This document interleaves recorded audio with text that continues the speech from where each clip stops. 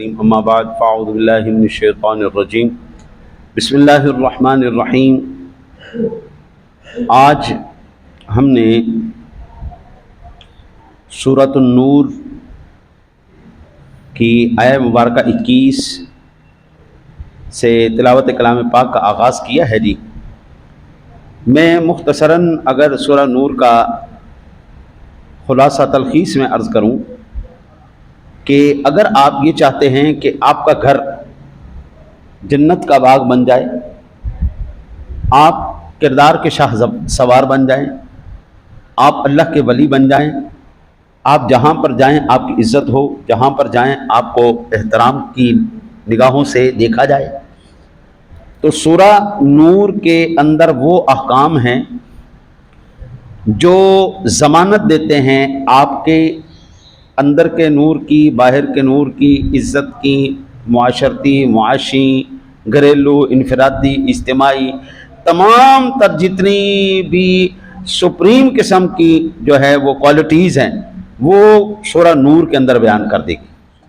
اگر ایک بندہ مومن ان جو احکامات بیان فرمائے ہیں ان پر عمل پیرا ہو جائے، کیونکہ اب سارا تو ممکن نہیں ہے نا جی، اب میں چیدہ 20 میں سے آپ کو عرض کر دیتا ہوں جو ہم نے آج ابتدا کی۔ یا ایھا الذین آمنوا لا تتبعوا خطوات الشیطان ومن یتبع خطوات الشیطان فانہ یأمر بالفحشاء والمنکر، اے ایمان والو شیطان کے قدموں پر نہ چلو، اور جو شیطان کے قدموں پر چلے تو وہ بے حیائی اور بری بات ہی بتائے گا۔ شیطان نے آپ کو، میں نے پہلے بھی عرض کیا، یہ جتنا بھی ہم اب تک پڑھتے آئے نا جی، اس کا خلاصہ ایک ہی ہے، شیطان کی اور رحمان کی آپس میں جنگ ہے۔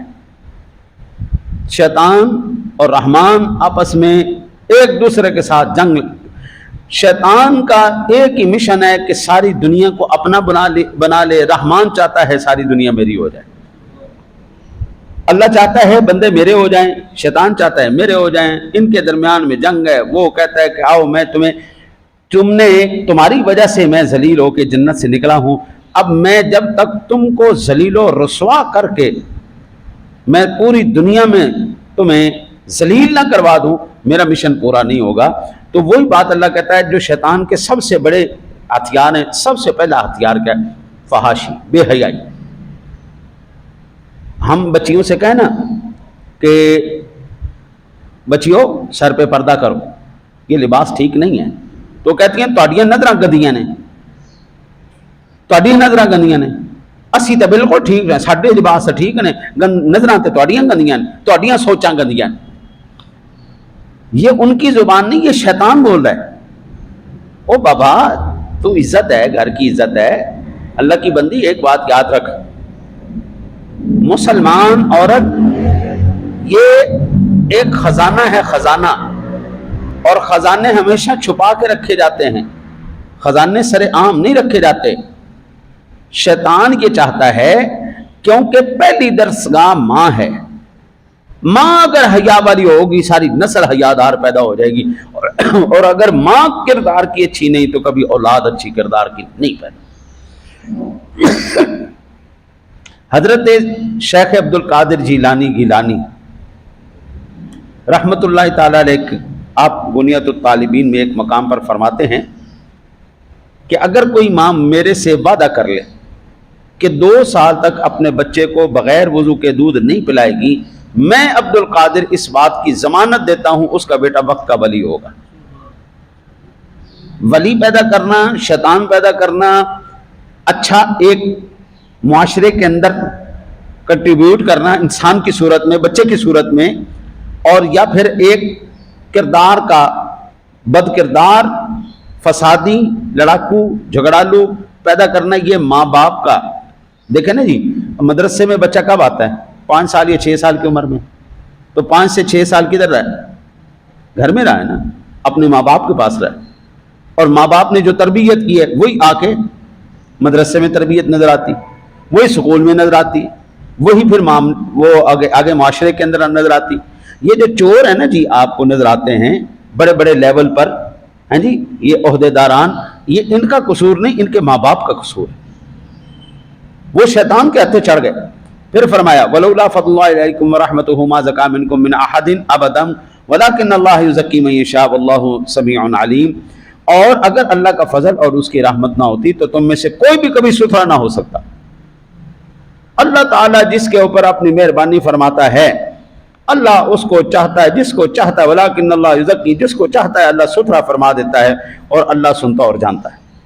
اور آگے جو آیا مبارکہ حضرت آئی ہے نا، آہا سبحان اللہ، ایک ایسے معاشرتی پہلو کی طرف یہ ذکر کر دی گئی ہے، میں کہتا ہوں سبحان اللہ۔ پہلے آیا مبارکہ سماعت فرما دی، اور ولا یقتدی اولی الفضل منکم والسعۃ ان یؤتوا اولی القربى والمساکین والمہاجرین فی سبیل اللہ ولیعفوا ولیصفحوا الا تحبون ان یغفر اللہ لکم واللہ غفور رحیم۔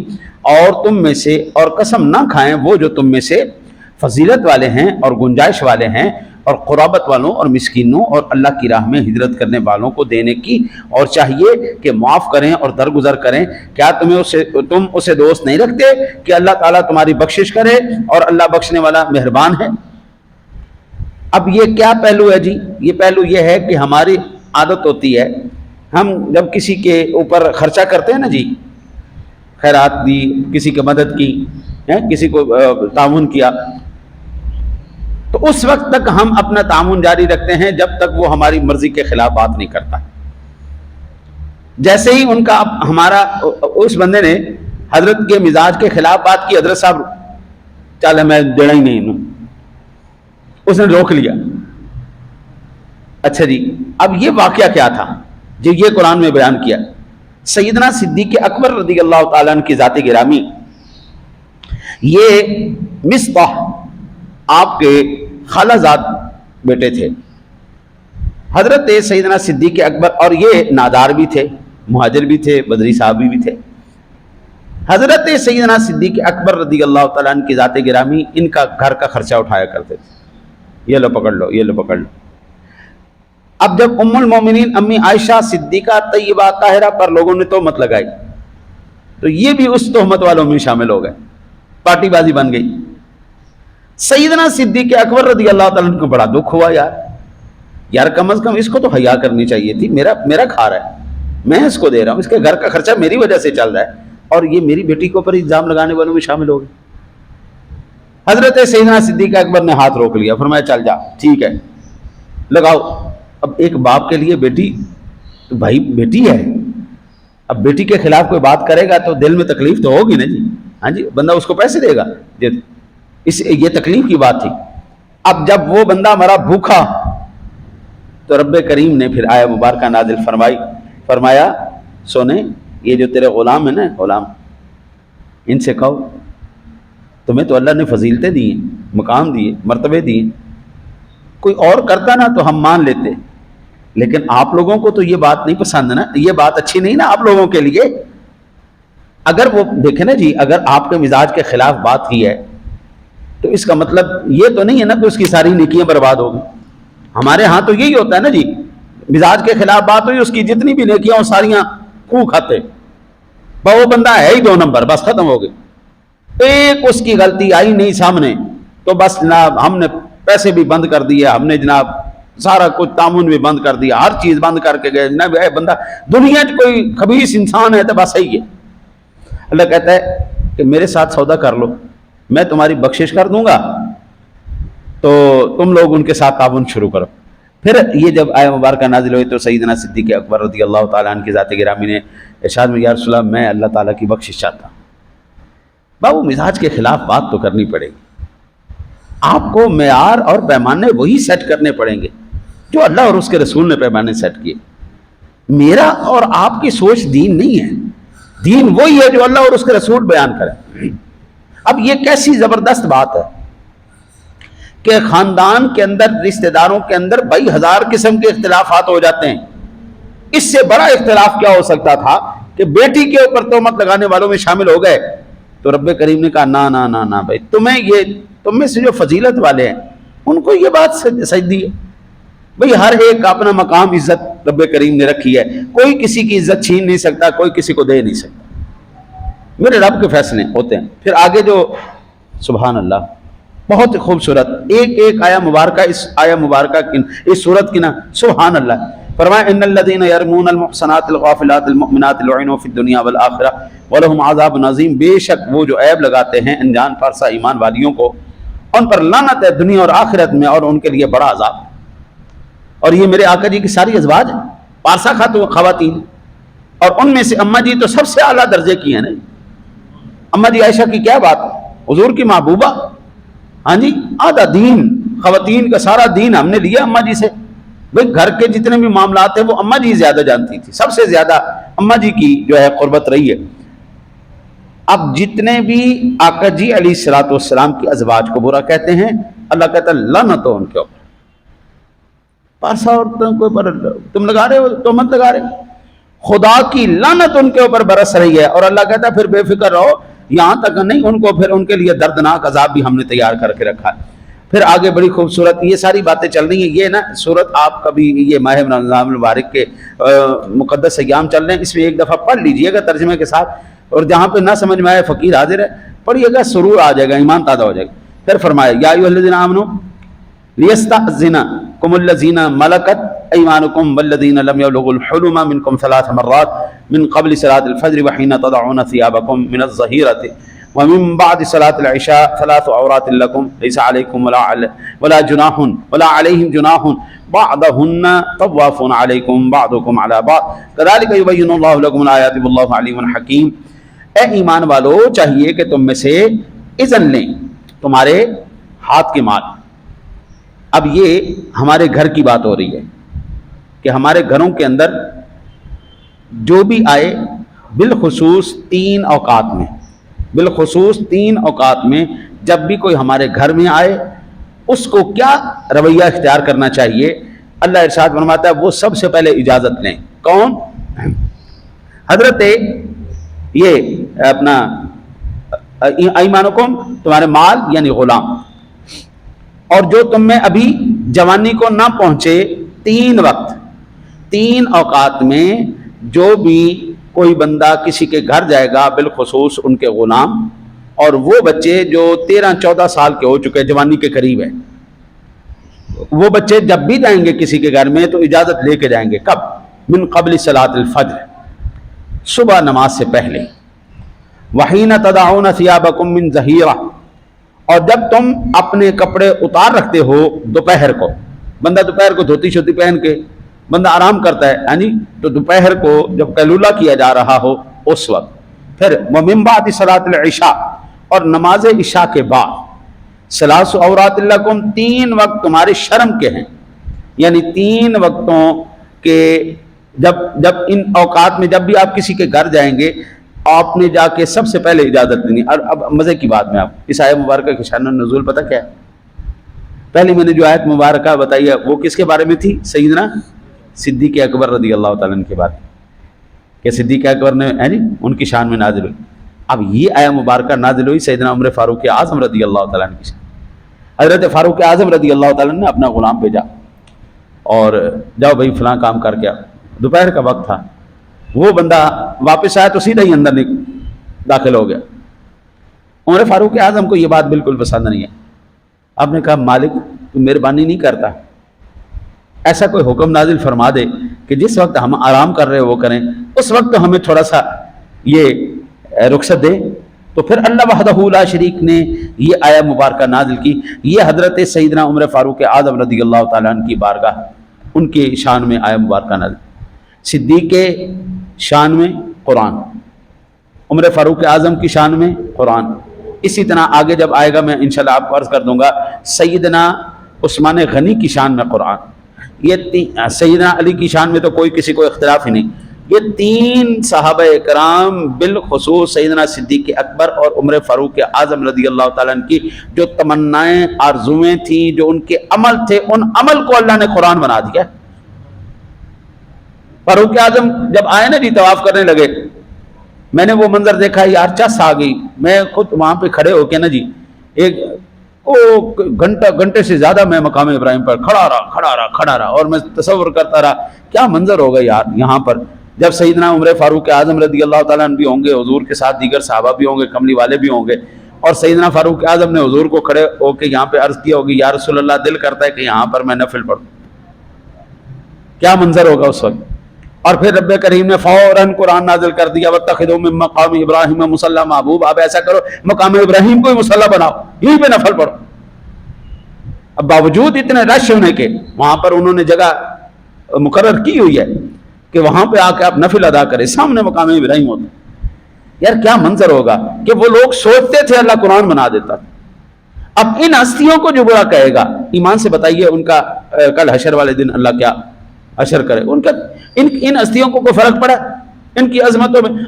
ایمان سے میں گیا ہوں نا جی, تو یہ میری خوش نصیبی تھی کہ آقا جی علیہ الصلوۃ والسلام کے در انور کی طرف سے موقع ملا. سب سے پہلے ہم اس سائڈ سے گئے, باب السلام کی طرف سے گئے. سب سے پہلے آقا جی علیہ الصلوۃ والسلام کی بارگاہ میں سلام عرض کیا. اس کے ساتھ ہی سیدنا صدیق اکبر رضی اللہ تعالیٰ عنہ کی بارگاہ, پھر فاروق اعظم کی بارگاہ میں. آج بھی اللہ نے اپنے حبیب کے ساتھ اپنے یاروں کو رکھا ہوا. آج بھی میرے رب سونے کے حبیب نے کہا کہ یہ دو تو میرے یار ہیں, ان کی تو ایمان کی میں گواہی دیتا ہوں میرے ساتھ آج بھی موجود ہے. کل حشر میں جب آقا جی اٹھیں گے اس وقت بھی یہ دونوں یار ساتھ ہوں گے. جب جنت میں آقا جی جائیں گے یہ دونوں ساتھ ہوں گے.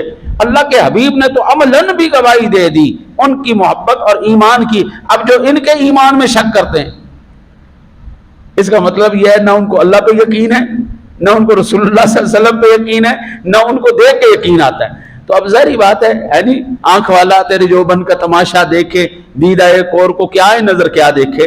بابا شانے تو وہی دیکھے گا نا جو قرآن پڑھے گا یا حدیث پڑھے گا یا جا کے دیکھ کے آئے گا.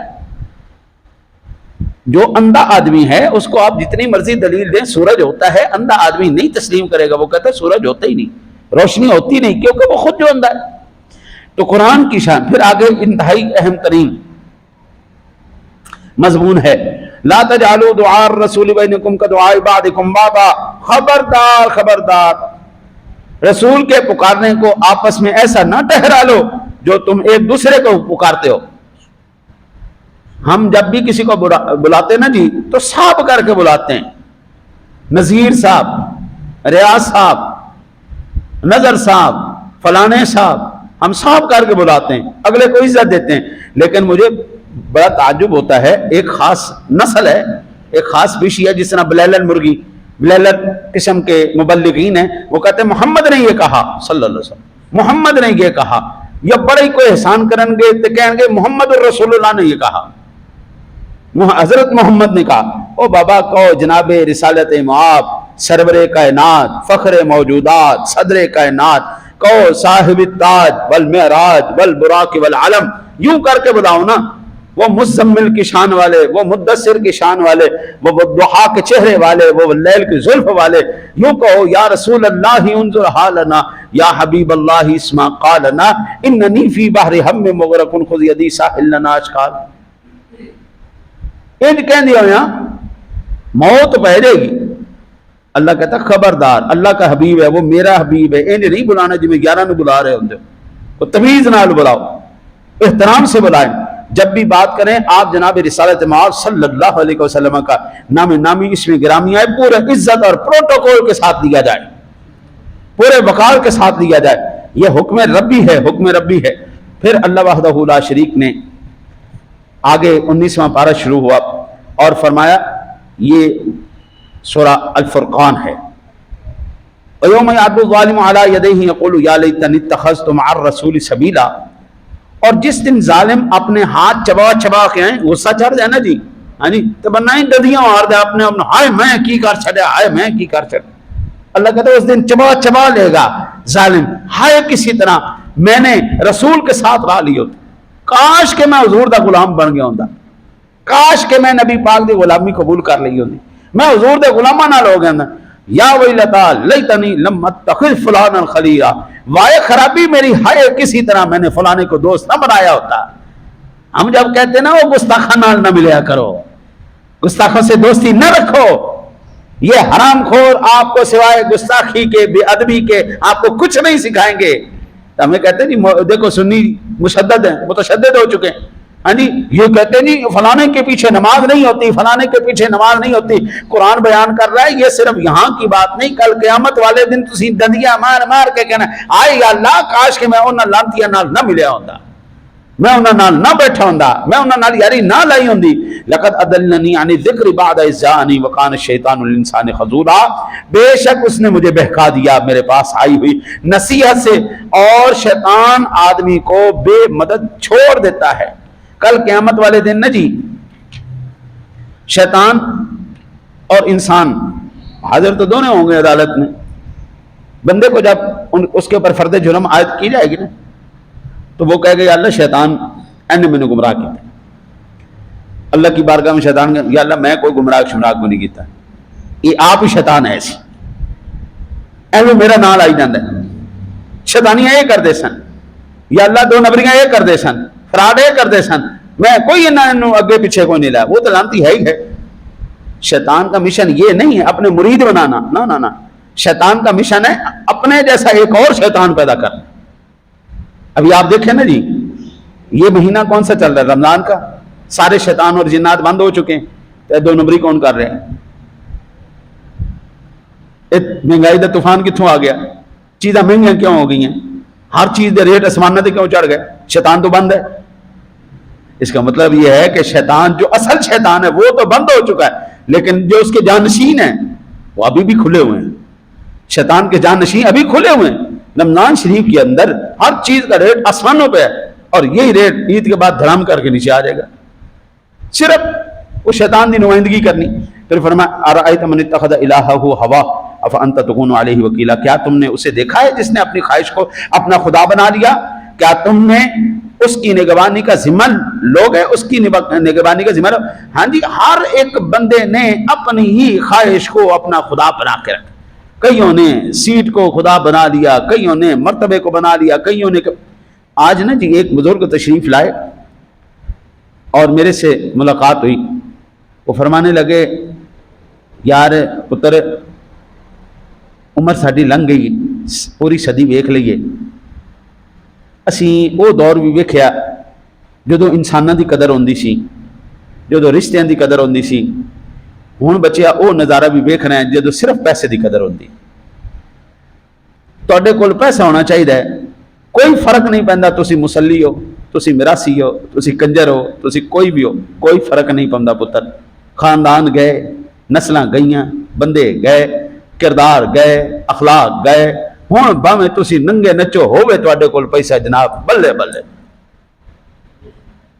میں بات ان کی بالکل ٹھیک تھی کہ پہلے واقعی رشتوں کا حیا ہوتا تھا، شرم ہوتی تھی، دوستی ہوتی تھی۔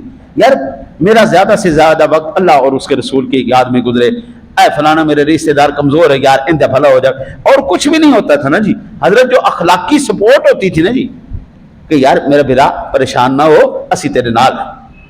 جس کی اندر ہمت ہوتی تھی وہ اس کی مدد کرتا تھا، جس کے اندر ہمت نہیں ہوتی تھی کم از کم اخلاقی جا کے ان کو سپورٹ کر دیتا، حوصلہ دے آتا تھا۔ اب تو بابو چھوڑ دو، ہوں تو میں بندہ دوسرے نو کی رو، ساڈے جن بھی مذہبی ادارے نے انہوں نے بچیاں دا حال ویکھ لو، ہاں جی ایڈو سلام پھردا تو وہ بھی بج چھریاں طرح نکل دیں، اخلاق کوئی نہیں، کردار کوئی نہیں، عادت کوئی نہیں، سب کچھ ختم ہو گیا۔ آپ تو بابو پیسے کی دوڑ ہے، اس کے علاوہ ہے کوئی نہیں۔ بس اللہ تعالیٰ معاف کرے۔ فرمایا وعباد الرحمن الذین یمشون علی الارض ہونا واذا خاطبهم الجاہلون قالوا سلاما۔ اللہ کے نیک بندے جب زمین پر چلتے ہیں پورے وقار کے ساتھ چلتے ہیں، اور جب کوئی جاہل متھے لگ جائے نا جی، تو جاہل متھے لگ جائے تو وہ کہتے ہیں سلام۔ وہ بابا جی کہہ رہے، میں نے پھر بابا جی سے پوچھا، میں نے کہا بابا جی پھر عافیت کا کوئی آپ ہی بتا دیں، کوئی رستہ آپ بتا دیں، عافیت کا رستہ کون سا ہے، ہم کیسے بچیں، اپنا ایمان کیسے بچائیں؟ کہنے لگے پتر ہن جڑا بھی کوئی تینوں گال کر جائے نا انہوں آپ مہربانی جناب، بڑی مہربانی، چپ کر کے پتر بیٹھ جاؤ۔ آج ایمان اور اپنے آپ کو سلامت رکھنے کا ایک ہی ذریعہ ہے، جو آپ کو برا کہتا ٹھیک ہے جی ٹھیک، رب سونے تے چھڑے آپ پہ نبڑ رہے۔ بابو عزت تو اسی کی ہے نا جس کا پیسہ ہے۔ اب اس بات میں کوئی دو رائے نہیں تھی، وہ بندہ 100 سال دیکھ کے بیٹھا، وہ دور بھی دیکھا ہے جی جہاں پر انسانوں کی قدر تھی، آج وہ دور بھی دیکھ رہا ہے جہاں پر پیسے کی قدر ہے۔ انسان مر گئے، ابا جی بعض اوقات جلالے چاہتے سن، وہ کہتے سن بندے ٹر گئے پیچھے رہ گئی سلواراں، میں ہستا ہوں سا کہ بابے اور کی گل کر رہے ہیں، بات ٹھیک ہے، بندے ٹر گئے، نفس پرستی رہ گئی، ہرس رہ گئی، بے حیائی رہ گئی، بس یہی چیز رہ گئی۔ خیر آخری بات سماعت فرمائیں سامنے ذو الاحترام والاحتشام، قرآن پاک کا یہ ایک ایک جملہ قابل تقلید ہے. فرمایا وَإِنَّ رَبَّكَ لَهُوَ الْعَزِيزُ الرَّحِيمُ، اور بے شک تمہارا رب ہی عزت والا مہربان ہے. وَإِنَّهُ لَتَنزِيلُ رَبِّ الْعَالَمِينَ، اور بے شک قرآن رب العالمین کا اتارا ہوا ہے. نزل بہ الروح الامین، اور اسے روح الامین لے کر اترا. علی قلبک لتکون من المنذرین، اور تمہارے دل پر محبوب، تمہارے دل پر کہ تم ڈر سناؤ. اب یہاں پر ایک سوال میرا ہے، قرآن نازل کس نے کیا؟ اللہ نے. لے کے کون آئے؟ جبریل امین. نازل کہاں پہ کیا گیا؟ دل مصطفیٰ پر. دل مصطفیٰ پر نازل کر کے صرف اس طرح نہیں جس طرح ہم طوطے کو لٹا دیتے ہیں، میاں مٹھو چوری کھاؤ گے، وہ بھی اگو بول دیتا ہے، انہوں پتہ کوئی نہیں ہوتا میاں مٹھو چوری کھاؤ گے کیا مطلب ہوتا ہے، وہ کوئی نہیں پتہ ہوتا. بس اس طرح اللہ نے قرآن اپنے محبوب کے دل پر اتارا ہے، یا حضور کو اللہ نے سمجھایا بھی ہے؟ بھائی سمجھایا نا. قرآن کہتا ہے الرحمن علم القرآن خلق الانسان علمہ البیان. وہی رحمان ہے محبوب جس نے آپ کو قرآن سکھایا، یعنی قرآن سکھایا، اور نہ صرف قرآن سکھایا، پوری انسانیت کی جان محمد کو پیدا فرمایا اور اس کو پھر بولنے کا طریقہ بھی بتایا. اس کا مطلب یہ ہوا قرآن میں جو جو جو جو جو کچھ ہے اللہ کی ذات نے محبوب کے دل پر نازل کیا، محبوب کو سمجھا دیا، محبوب کو پڑھا دیا. اب جو کہتا ہے نا جی حضور کو علم غیب نہیں ہے، سادہ سے سوال ہے، یا تو پڑھانے والا نا اہل معاذ اللہ کہ وہ پڑھا نہیں سکا، یا پھر معاذ اللہ پڑھنے والا اس قابل نہیں تھا اس کو پڑھایا جائے. یا پھر ماننا پڑے گا رب جیسا پڑھانے والا کوئی نہیں، حضور جیسے پڑھنے والے کوئی نہیں، قرآن جیسا کلام کوئی نہیں، کائنات کا کوئی غیب ایسا نہیں جو قرآن میں نہیں ہے، اور قرآن دل مصطفیٰ میں ہے. بس اتنی بات آج سمجھ میں آ گئی نا، ہمارے لیے باعث رحمت ہے. اللہ سے دعا ہے اللہ آپ کو مجھے عمل کی توفیق عطا